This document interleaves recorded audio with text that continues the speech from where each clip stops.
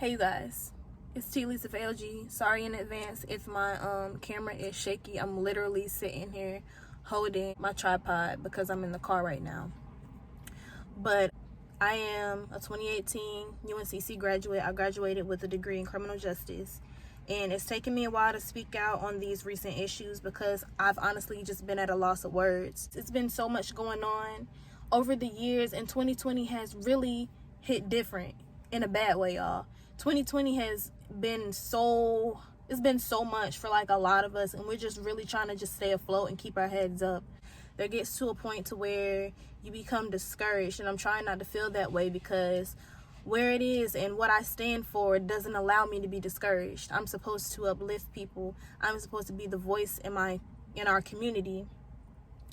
And lately I have been disheartened. I've been sad, and my heart has been heavy, but my heart is so heavy to the point to where I'm like, I can't be silent. I have to speak. So today I am going to talk to you guys about not a contributing factor, but a common theme that I have realized has been very apparent in several of these cases that we really need to pay attention to.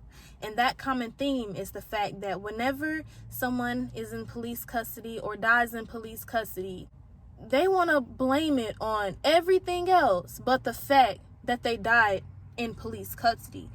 And by that, I mean, let's just take the Eric Garner situation for an example. This man was choked out on camera for the world to see. And in my notes right here, my notes are from his autopsy. The autopsy proved that the officer did not choke Garner to death. This is what I'm telling you, but we all know what we saw on that video. It mentioned that he had high blood pressure as a contributing factor. Apparently, you guys, video is not enough for them. Like, we can sit there and literally record somebody being beaten to death, but apparently if we got some other type of issue, if we have asthma or if we have a heart condition, then that's the reason we die. It's not because we got beaten to death. It's not blunt force trauma. Garner faced medical issues, and the doctor testified and said, these are his words, "I think it was his heart disease that was exacerbated by his interaction with law enforcement."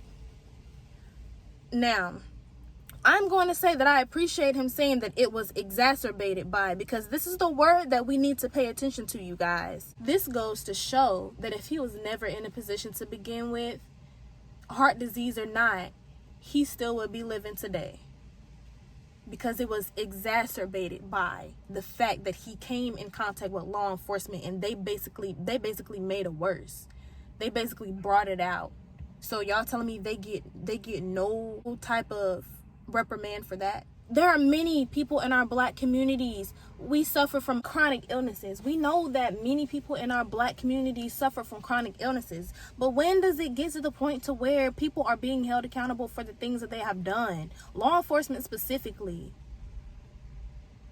It's just like, I don't understand. I don't want to be on here for too long, but I do want you guys to realize what is going on here.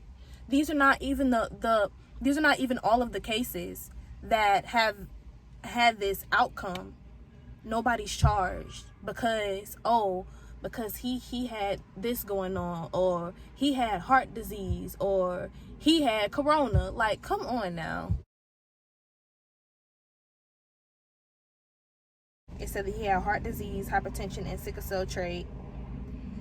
Early results revealed no physical findings that support a diagnosis of traumatic asphyxiation or strangulation.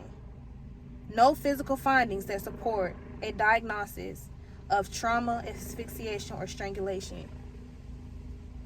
No physical findings? Y'all mean to tell me that this man had a knee on his neck for over 8 minutes and there were no physical findings? That it was even a contributing factor, that he wasn't suffocated. He kept saying he couldn't breathe, he couldn't breathe. Like, I don't even know what to say at this point. And now they're trying to say that he had drugs in his system. He had weed and meth in his system. Now, this is the updated autopsy, y'all. So some of y'all may have seen it and some of y'all may have not seen it.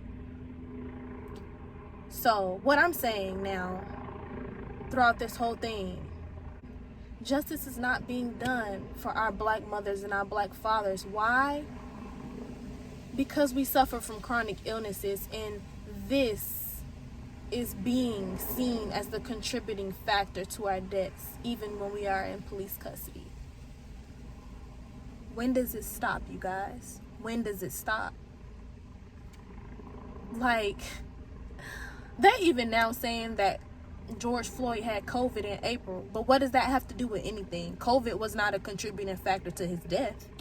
So why are they bringing out everything but what they need to be bringing out and focusing on everything that they, except what they need to be focusing on? Like, I'm confused.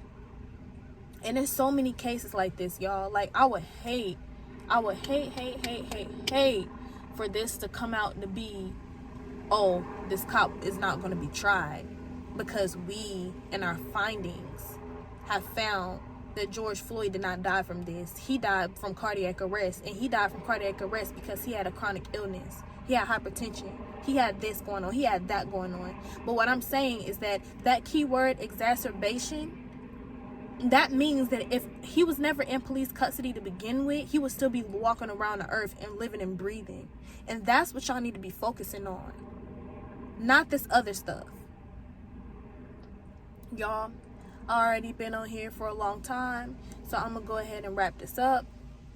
It's just something for y'all to think about, really. I pray that y'all have a good night, and I'm out.